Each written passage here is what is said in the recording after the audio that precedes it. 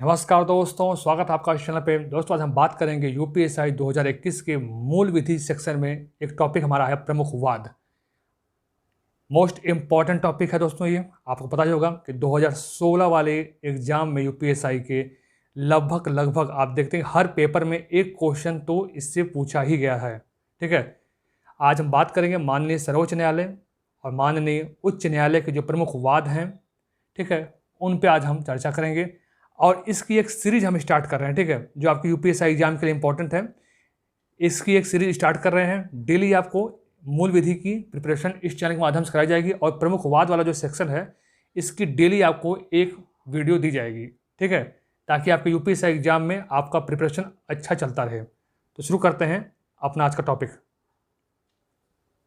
और आपको वीडियो अच्छा लगे तो यार लाइक कीजिएगा और चैनल को सब्सक्राइब जरूर कीजिएगा। तो हमारा आज पहला टॉपिक है SR Bommai versus Union of India. इस वाद की आज हम बात करेंगे।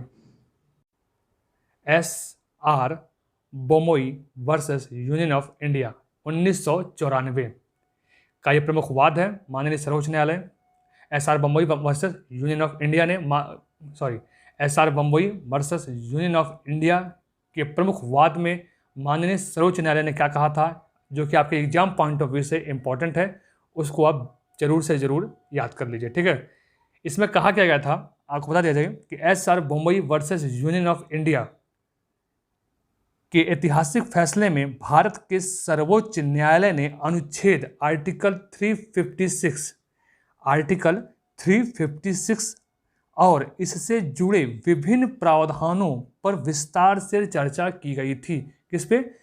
अनुच्छेद 356 और इससे जुड़े जितने भी प्रावधान हैं उस पर विस्तार से सुप्रीम कोर्ट ने माननीय सर्वोच्च न्यायालय ने चर्चा की थी इस प्रमुख वाद में। और आपको बता दें आर्टिकल 356 अनुच्छेद 356 के दुरुपयोग को इस फैसले के द्वारा रोक दिया गया।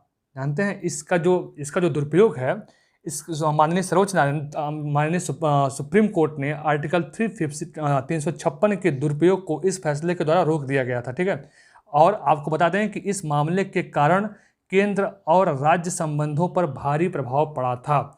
ठीक है, एग्जाम पॉइंट ऑफ व्यू से आपके लिए इंपॉर्टेंट यही है कि आप याद रखिएगा ये जो वाद है ये आर्टिकल 356 के विभिन्न जो प्रावधान है उससे जुड़ा हुआ है। ठीक है, ये आप याद रखिएगा, एग्जाम में आपको यही पूछा जाएगा। बहुत आप इसके डिटेल में जाइएगा। यूपीएससी की हम प्रिपरेशन कर रहे हैं, तो जो इस एग्जाम का जो कह सकते हैं इस एग्जाम का जो लेवल है, जो इस एग्जाम में क्वेश्चन पूछा जा सकता है, तो हम वही देखेंगे। ठीक है, तो आप ये याद रखिएगा इतना। और आपको बता दें कि ये जो मामला है पूरा ये कर्नाटक राज्य का है। कहाँ का है? ये आपके कर्नाटक राज्य का है। ठीक है, ये जो पूरा मामला है कि SR Bommai versus Union of India, ये पूरा मामला कर्नाटक राज्य का है, जिसमें बम्बई सरकार को अनुच्छेद 356 के तहत आर्टिकल 356 अनुच्छेद 356 के तहत बर्खास्त कर दिया गया था। ठीक है, फिर सुप्रीम कोर्ट ने व्याख्या की कि अनुच्छेद 356 के तहत, किसके तहत? अनुच्छेद 356 के तहत आर्टिकल 356 के तहत यदि केंद्र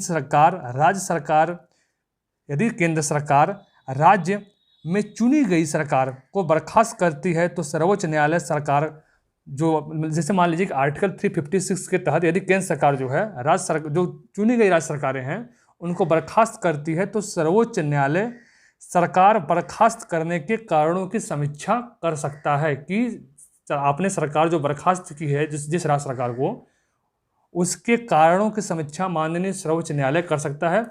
ये भी आप याद रखिएगा। लेकिन आपको मेन याद क्या रखना है, मेन पॉइंट हमारा क्या है? Article 356 SR Bommai versus Union of India article 356 से संबंधित है। ठीक है, आप इसको याद रखिएगा, एग्जाम में आपसे यही पूछा जाएगा। नेक्स्ट क्या हमारा है? नेक्स्ट हमारा है MC Mehta versus Union of India. MC Mehta versus Union of India, यह विवाद, यह जो मामला है पूरा है, बेसिकली जानते हैं कि जो दिल्ली में, कहाँ पे? दिल्ली में श्री राम फूड, कौन सा? दिल्ली में Shri Ram food and fertilisers limited परिसर से ओलियम गैस रिसाव, कौन सी गैस रिसाव? ओलियम गैस रिसाव, याद रखिएगा, ओलियम गैस रिसाव, ओलियम गैस रिसाव के बाद उत्पन्न हुआ था। ये जो मामला पूरा है दिल्ली में Shri Ram food and fertilisers limited परिसर से ओलियम गैस रिसाव के बाद, इस गैस रिसाव के बाद उत्पन्न हुआ। क्योंकि यह गैस रिसाव, आप जानते हैं कि क्योंकि यह गैस रिसाव जो वो हुआ था, ये क्योंकि यह गैस रिसाव भोपाल गैस रिसाव के तुरंत बाद हुआ, यानी जो भोपाल गैस त्रासदी हुई थी उसके तुरंत बाद हुआ। आप देखते हैं एमसी मेहता वाला जो मामला है 1986 का है, देखिएगा 1986 का, यह भी एग्जाम पूछता है कि किस सन में हुआ था। तो ये क्योंकि यह गैस रिसाव भोपाल गैस रिसाव के तुरंत बाद हुआ, जिससे दिल्ली में काफ़ी तहलका मच गया था। ठीक है, तो इसका तो यह पूरा मामला जो है पूर्ण दायित्व के सिद्धांत और गहरी जेब की अवधारणा को निर्धारित करता है। मोस्ट इंपॉर्टेंट है, आपसे पूछ देगा पूर्ण दायित्व किसके, पूर्ण दायित्व। ये जो पूरा मामला है पूर्ण दायित्व के सिद्धांत और गहरी जेब की अवधारणा को निर्धारित करता है। एग्जाम में आपसे पूछ सकता है। ठीक है, इस पॉइंट को जरूर याद रखिएगा। और ये बता दूं कि आप ये देखिएगा 1986 वाला, कि आपको ये पूछ देगा कि ये मामला जो है कब हुआ था, तो 1986, इसको याद रखिए। ये वाद, सॉरी, ये जो पूरा वाद है ये कब हुआ था, 1986 में, ये आपसे पूछ सकता है। ठीक है, तो इसमें यही आपको इंपॉर्टेंट था कि इसमें ओलियम गैस का रिसाव का पूरा मामला था। कहाँ पे, दिल्ली में, किस कंपनी, कहाँ पे, Shri Ram food and fertilisers limited परिसर में ओलियम गैस रिसाव के बाद ये मामला उत्पन्न हुआ था। ठीक है, और इसमें पूर्ण दायित्व के सिद्धांत और गहरी जेब की अवधारणा को निर्धारित करता है। यह जो है ये पूरा मामला है। ठीक है, अब नेक्स्ट क्या हमारा है, नेक्स्ट हमारा है Minerva mills versus Union of India. Minerva mills versus Union of India, ये कब का वाद है, 1980 का, 1980 का।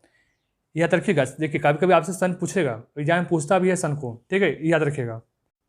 इसमें क्या है, इसमें क्या हुआ था, जो हमारे यूपीएससी एग्जाम के लिए इंपॉर्टेंट है, हम बस वही पढ़ेंगे, ज़्यादा हम डिटेल में नहीं जाएंगे किसी भी वाद में। ठीक है, क्योंकि बहुत लंबा हो जाएगा। इसमें कहा गया था कि उच्चतम न्यायालय ने मिनर्वा मिल्स बनाम भारत संघ के वाद में यह निर्धारित किया कि आर्टिकल 368, किसकी बात कर रहा है, आर्टिकल 368 का खंड, आर्टिकल 368 का, फिर से देखिए, आर्टिकल 368 का खंड 4, आर्टिकल 368 का खंड 4 विधि सम्मत नहीं है। नेक्स्ट हमारा है Indira Sahni and others versus Union of India. Most important, यह वाद जो है 1992 का मामला है। ठीक है, एग्जाम में मेरे हिसाब से ये आपके लिए काफ़ी इंपॉर्टेंट है, इससे एग्जाम में आपसे क्वेश्चन बन सकते हैं। ठीक है, यूपीएससी एग्जाम के लिए जो इंपॉर्टेंट है आप बिल्कुल उसको देखिए, मैं बता दे रहा हूँ कि आपको एग्जाम में देखिए यूपीएससी का जो लेवल है, ठीक है, हम बहुत ज़्यादा हाई नहीं जाएंगे। ठीक है, बहुत हाई चले जाएंगे तो हमारा सिलेबस से हम बाहर चले जाएंगे, हमको सिलेबस के अंदर रह के ही पढ़ाई करनी है। तो आपको बता दें कि Indira Sahni and others versus Union of India, आपको बता दें Indira Sahni and others versus Union of India, Indira Sahni case में 9 जजों की बेंच, कितने जजों की बेंच, 9 जजों की बेंच ने कहा था कि आरक्षित स्थानों की संख्या, ध्यान दीजिएगा, आरक्षित स्थानों की संख्या कुल उपलब्ध स्थानों की 50%, कितनी, 50% से अधिक नहीं होनी चाहिए। मोस्ट इंपॉर्टेंट है, आपसे एग्जाम में ये पूछ देगा कि अगर आपको क्वेश्चन देखिए Indira Sahni and others versus Union of India, लेकिन इस वाद में क्या सर्वोच्च न्यायालय ने, माननीय सुप्रीम कोर्ट ने क्या कहा था, तो ऑप्शन आपको यही दे देगा। ठीक है, तो अब याद रखिए 9 जजों की बेंच ने यह फैसला दिया है कि आरक्षित स्थानों की संख्या कुल उपलब्ध स्थानों की संख्या से 50% से अधिक नहीं होनी चाहिए, यानी आरक्षण की बात हो रही है यहाँ पर, रिजर्वेशन की, तो 50% से अधिक नहीं होनी चाहिए। सुप्रीम कोर्ट के इसी ऐतिहासिक फैसले के बाद से यह कानून बन गया था। ठीक है, यह कानून बन गया था कि 50% से अधिक आरक्षण नहीं होना चाहिए। ठीक है, लेकिन आज भी आप जानते हैं कि 50% से ज़्यादा कई राज्यों में आरक्षण दिया जा रहा है। ठीक है, लेकिन वो बात अलग है, क्या उसमें मैटर है, लेकिन आपको एग्जाम पॉइंट ऑफ व्यू से जो आपके इंपॉर्टेंट है वो आपको बता दिया गया है। ठीक है, आशा करता हूँ कि आपकी पढ़ाई अच्छी चल रही होगी, अच्छे से पढ़ाई कर रहे होंगे। इस चैनल के माध्यम से आपको सारे जितने भी मूल विधि के सेक्शन हैं, ठीक है, जो इंपॉर्टेंट है, देखिए जो इंपॉर्टेंट जहाँ से क्वेश्चन बन सकते हैं उस सब कुछ आपको कवर करवाया जाएगा। ये आप इसके लिए प्रिपेयर रहिए, आपको सारा चीज़ कवर इस चैनल के माध्यम से कवर करवाया जाएगा। बस आप चैनल से जुड़ जाइए और चैनल को सब्सक्राइब कीजिए और वीडियो अच्छा लगे तो लाइक जरूर कीजिएगा। ठीक है, मिलते हैं आपसे अगले वीडियो में।